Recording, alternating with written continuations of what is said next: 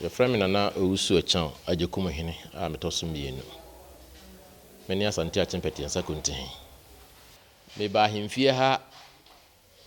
eye abosumi du. Ebre edi dedu na mienu. Mfie mpim mienu ne nkono na mba hemfie ha. A se broni kan eye 12 October 2009. Ena mbeso a kire Nana peti ansa hene Nana Kofi Dwuma abebio. Na ne America ne se ebra na nada oseda kwa aba bedre die me so me de madwen beboa no na ne ehia na e fata se ye makuri no yaye konti hia eda medin so no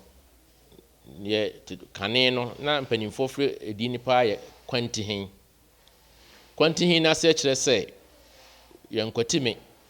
ohene ntimi nkwatime na onye bibia ohene be bibia e so obo mamane ya na me ne dwene ho ansa na dia asem kro be badwe mu a ne ye dia ba ohene so tu kwan a eye me Nana Kontihin na odi kro ni gyanma me hwekire e ma no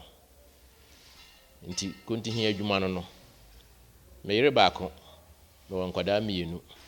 ma mienu be ma baako oba baako sese me botaye pa ne se meboa Nana Oseda kwa na ene ye nkwada sukuru sem no pete ensa ye hu se ye aka achi wadi suam e bebo modin ase nkwada omunimo ade ne nso nya boafo no e be kan ho abomu ne yetimi aboa nkwada no so ne mpanimfo kan ya se ne wo de obakra koye kokofu a de kro pedi gya hyeafuo no gya ne hyeafuo a wo da achi nyina ase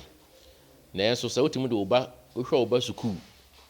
ema otimi suan ma no kwachire a ene de ehye ne trim obi e ntimi nsisi no ba bi odi beko bia na ono ade bo ne bra na odi bi nso obu akuro no